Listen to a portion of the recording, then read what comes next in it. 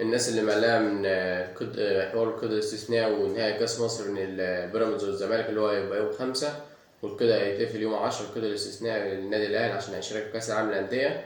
فالمواعيد دي متضاربة مع أجازة عيد الأضحى المبارك. فالناس الخبر ده طلع النهارده، وفي ناس كانت مقلقة جدا من الموضوع دوت.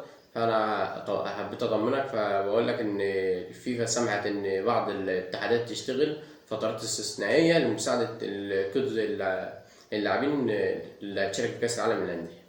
فمتقلقش من النقطة دي، والأهلي إن شاء الله هيتم كده اللعيبة اللي هتنضم معاه اللي تشارك معاه في كأس العالم للأندية. النهارده رسميا الكابتن محمود الخطيب تنازل عن بعض القضايا اللي كان رافعها الكابتن المستشار مرتضى منصور، والحمد لله والموضوع اتحلت. كل اللي اتقال إشاعات الكابتن محمود الخطيب ومرتضى منصور إخوات. النهارده زيزو كان في تدريبات النادي الزمالك النهارده اليوم الثاني على التوالي، كان بيتدرب منفردا. تمام.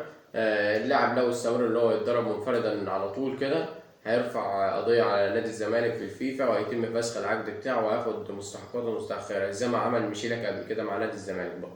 اللاعب جاهز مش مصاب ولا اي حاجه، فبيتدرب فرديا ليه، فتنزل عقوبه على نادي الزمالك بسبب كده يعني. فهو زيزو مستني بقى يروح تدريبات الزمالك وهيستمر على كده.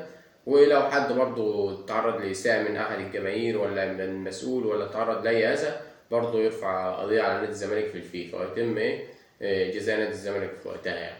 النهارده مباراة نادي الزمالك والبنك الأهلي، أتمنى خسارة نادي الزمالك النهارده عشان لما يجي يلعب قدام بيراميدز مش هيبقى باقي على حاجة.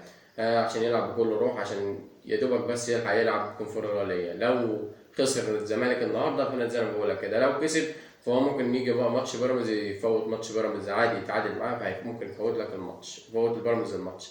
فانا اتمنى النهارده فوز البنك الاهلي، وان انت كمان تتمنى فوز البنك الاهلي ولا الزمالك.